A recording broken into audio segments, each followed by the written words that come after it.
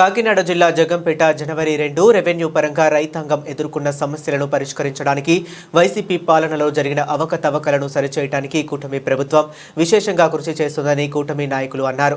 రాజపుడి, వెంగాయమ్మపురం, సీతారామపురం, కృష్ణాపురం గ్రామాల రెవెన్యూ భూముల రీసర్వే కార్యక్రమాన్ని శుక్రవారం ప్రారంభించిన కూటమి నాయకులు, రెవెన్యూ అధికారులు. ఈ సందర్భంగా రాజపుడి సర్పంచ్ బూసల విష్ణు మాట్లాడుతూ వైసీపీ పాలనలో చేసిన తప్పులతో రెవెన్యూ పరమైన లక్షలాది సమస్యలు వెలుగులోకి రావడం జరిగిందన్నారు.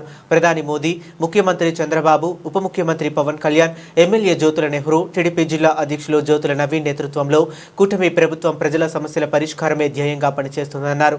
వైసీపీ పాలన వల్ల ప్రధానంగా రెవెన్యూ సమస్యలు అయితే చాలా సంక్లిష్టంగా మారాయన్నారు. సామాన్య ప్రజల రెవెన్యూ రికార్డులు అన్నీ తారుమారు అయిపోయి నేటికి అనేక రకాల ఇబ్బందులు వెలుగులోకి వస్తున్నాయన్నారు.